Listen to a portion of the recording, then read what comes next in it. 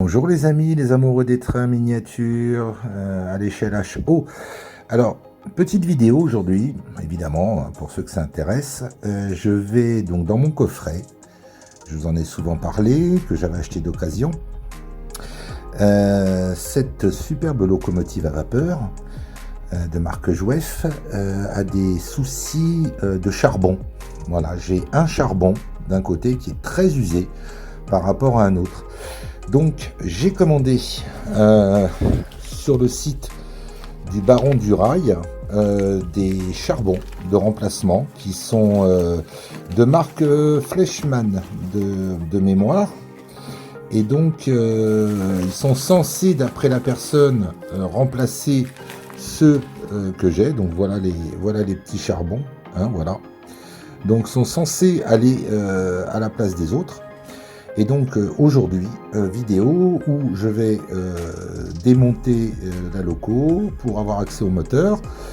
Et puis je vais essayer de vous faire une petite vidéo sympa, voilà, sur le changement de charbon pour les personnes qui sont un petit peu bricoleurs ou qui n'osent pas le faire, ou qui ne sont pas des modélistes avérés, évidemment. Moi, je ne suis pas un modéliste avéré, je suis un bricoleur, mais voilà. Je fais attention quand même. Donc je vous fais une petite vidéo à chaque étape. Voilà, donc là, prochaine, je fais une pause, je reprends une fois que la loco est démontée. Voilà, à tout de suite. Alors voilà, démontage, si ça arrive à faire la mise au point, bien sûr. Voilà, il y a 3 petites vis, il y en a une là et une là. Donc maintenant, je vais m'employer à enlever le dessus. Et je vous reprends tout de suite après. Voilà, donc là j'ai démonté le haut de la loco. Voilà, donc voilà l'intérieur de la locomotive avec son petit moteur. Voilà, et les charbons qui se trouvent de part et d'autre, c'est-à-dire là et là. Donc je vais dessouder les petits fils, sortir le moteur. Et je vous reprends après. Alors, je vous dis simplement l'outillage, hein, il n'y a pas besoin de grand chose. Hein. Un tournevis avec effectivement une lame fine pour les petites vis. J'ai prévu des pinces Bruxelles. J'ai prévu un tout petit tournevis également. Voilà. Les charbons. Et pour m'aider, alors cet instrument que j'ai acheté pas trop cher sur Amazon, qui est un microscope qui permet de grossir et de mettre des pièces dessous et de grossir énormément. Donc j'ai dit, bon, on sait jamais, pour les charbons, on va voir. Voilà. Mais je pense qu'il n'y a pas besoin, hein. Il suffit simplement d'avoir un petit tournevis, des pinces, voilà, de Bruxelles, et ça devrait aller. Voilà, je vous reprends après. J'oubliais aussi prévoir un petit fer à souder. Donc moi, ça, c'est un petit fer à souder que j'avais acheté à Lidl. C'est un fer à souder sans fil qui se recharge avec un éclairage, voilà, quand on appuie, ça chauffe, et éventuellement, évidemment, un peu de soudure. Voilà, allez, la suite dans quelques instants. Voilà les amis, moteur dessoudé, donc voilà les 2 petits fils. J'ai enlevé ce qui tenait le moteur au bâti de la locomotive, hein. Donc c'est deux petites choses en cuivre avec une petite pince en haut. Alors c'est pas ça, c'est sur cette locomotive, hein. Sur d'autres c'est plus simple encore, ou peut-être un peu plus compliqué, mais c'est à peu près toujours le même principe. Donc voilà, donc là maintenant je vais m'attaquer. Et bien là vous avez une forme d'écrou, on va dire, qui donc à l'intérieur il y a effectivement les charbons moteurs. Je vais démonter tout ça avec une petite clé, parce que j'ai aussi une petite boîte comme ça très pratique avec les clés, les tournevis de toutes sortes, donc ça correspond bien. Et donc voilà, donc je vous reprends après quand je sors et que je vais vous montrer l'état des charbons, et après effectivement le remplacement. Voilà, à tout de suite. Alors voilà, là j'ai démonté, on voit ici l'état d'un de l'ancien charbon. Alors celui-ci encore ça allait, hein, il n'était pas très mangé. Et donc là j'ai inséré le nouveau charbon avec son nouveau ressort, et je vous montre au microscope, si vous voyez bien, on voit, voilà, vous voyez, c'est quand même pratique cet instrument, on voit là le nouveau charbon qui donc est en train d'être appliqué contre l'épaule du rotor et donc du petit moteur, voilà. Donc on le voit, hein, il est là, c'est ce qu'on voit en brillant, juste là. Hein, moi je tiens avec ma main effectivement le moteur, vous voyez, il est là. Et donc je le mets de telle façon qu'on essaie de voir, et on le voit là, voilà. Ce qui est brillant, c'est les nouveaux charbons. Voilà. Vous voyez que c'est intéressant d'avoir un petit outil comme ça. Quand on fait du travail de précision, ça peut aider quand même, hein, parce que c'est avec un éclairage, on peut régler le grossiment, la netteté, enfin bref, moi je m'en sers énormément, notamment quand je fais un petit peu d'électronique, et donc voilà. On se retrouve après quand j'ai effectivement changé les deux charbons, que je vous montre l'autre état du charbon qui était le plus usé. Bon, les amis, c'est une vidéo que je reprendrai plus tard, parce que là il manque une petite chose, malgré qu'on m'ait dit que ça pouvait aller, comment dire, se servir de ces charbons-là sur des petits jouets, et bien malheureusement, ça va pas. Pourquoi ça va pas? Parce que déjà d'un, bon, le diamètre ou contre le ressort, vous voyez, il y a deux tailles, il y a la taille du ressort de ceux qui ont été fournis, et la taille également du ressort qui doit rentrer dans cette pièce-là. Je ne sais pas si on voit bien, voilà. Et le ressort fourni est beaucoup trop grand, beaucoup trop large, effectivement. Et avec le ressort d'origine, fatalement, l'emballage du charbon est beaucoup trop et ne rentre pas dans cette pièce.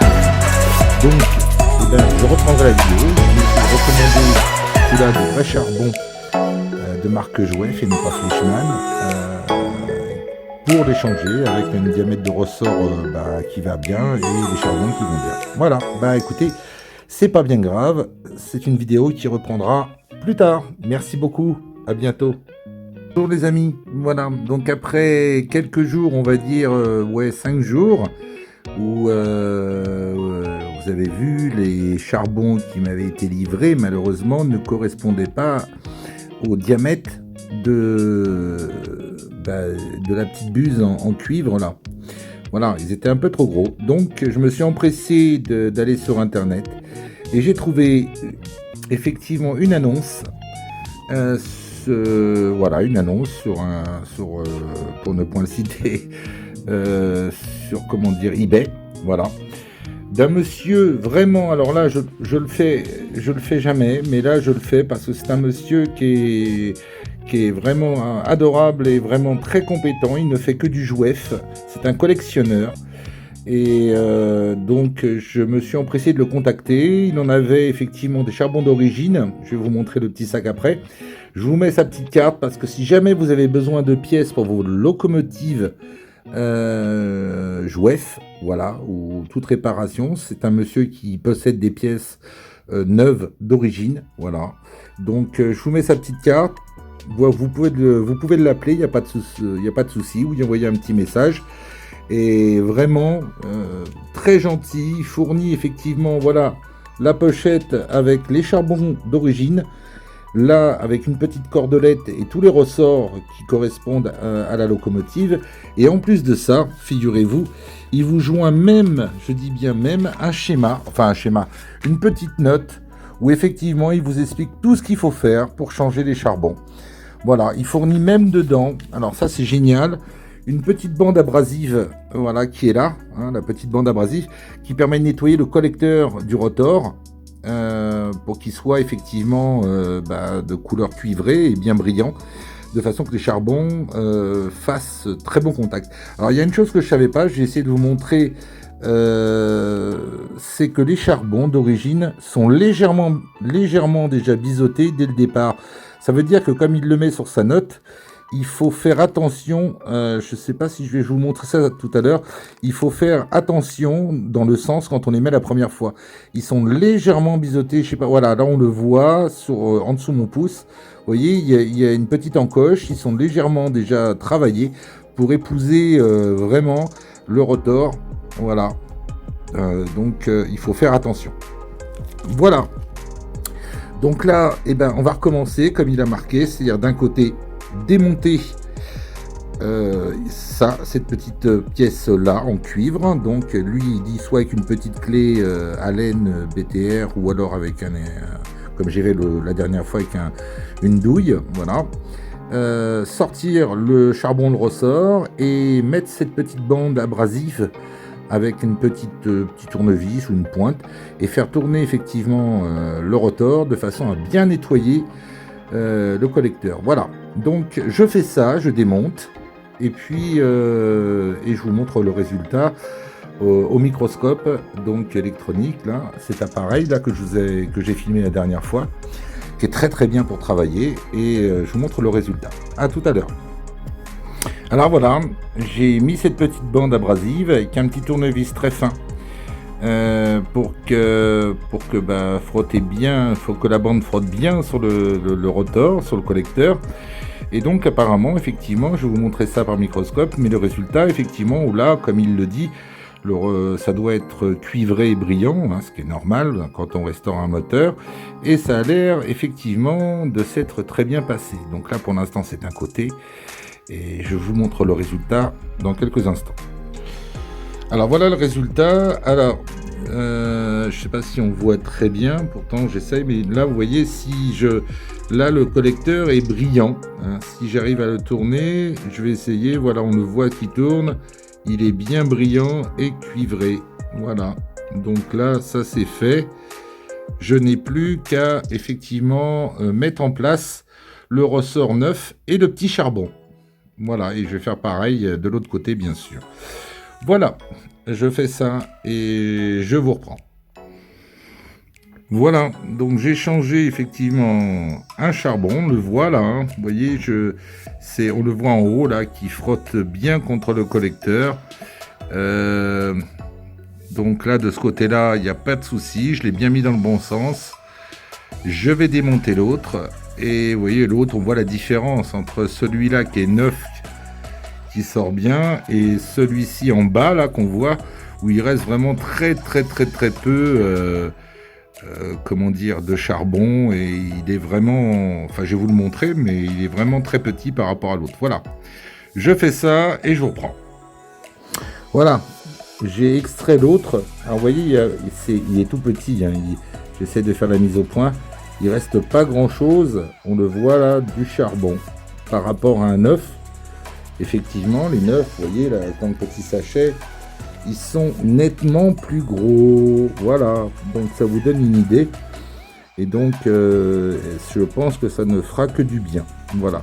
Comme il précise également, ce monsieur, de mettre une goutte d'huile ici derrière la poulie. Et également ici, là, derrière, au niveau de l'axe, une goutte d'huile de vaseline.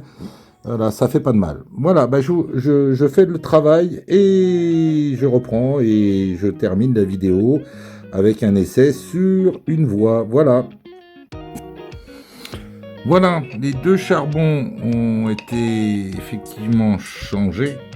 Voilà, je vais essayer de faire une mise au point pour qu'on voit bien la chose.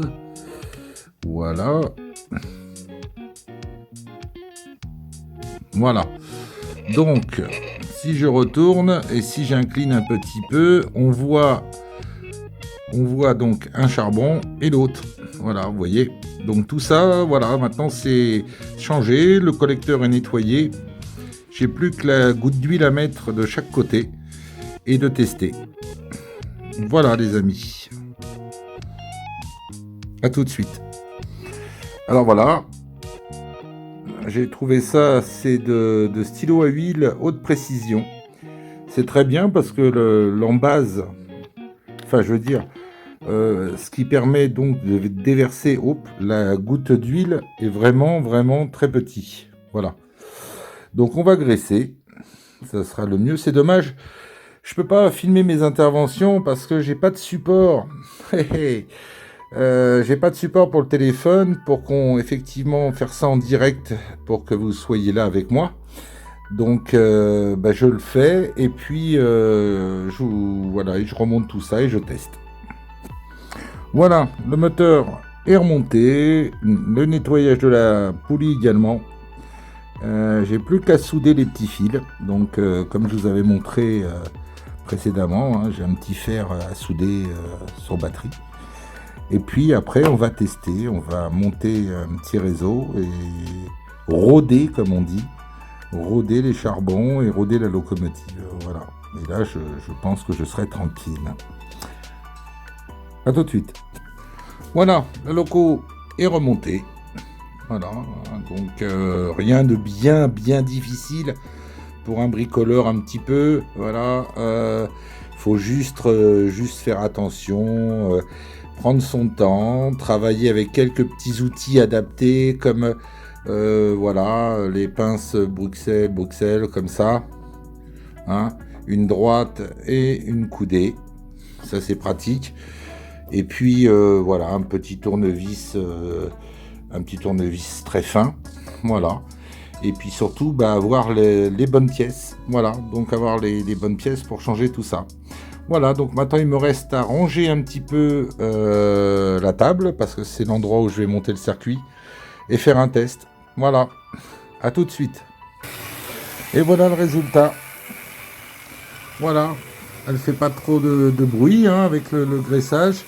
Et là, voilà, elle fonctionne très bien.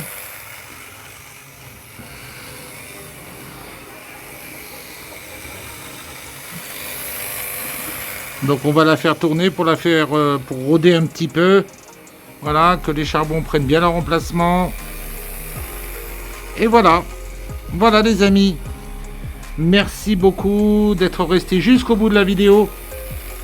Merci beaucoup également à toutes les personnes qui s'abonnent, qui me mettent des petits pouces bleus, ça c'est très gentil, qui me font des petits commentaires adorables. Voilà, donc j'essaie de faire de mon mieux pour tous ceux qui aiment les petits trains à chaud, qui n'ont pas forcément de place pour faire un grand réseau. Comment restaurer éventuellement, vous avez vu, un moteur sur une petite locomotive. Donc vous pouvez éventuellement, bien sûr, m'envoyer des questions. Si je peux vous répondre à vos questions, ce sera avec grand plaisir. Voilà. Je vous souhaite une bonne soirée et je vous dis à bientôt. Merci beaucoup. Au revoir.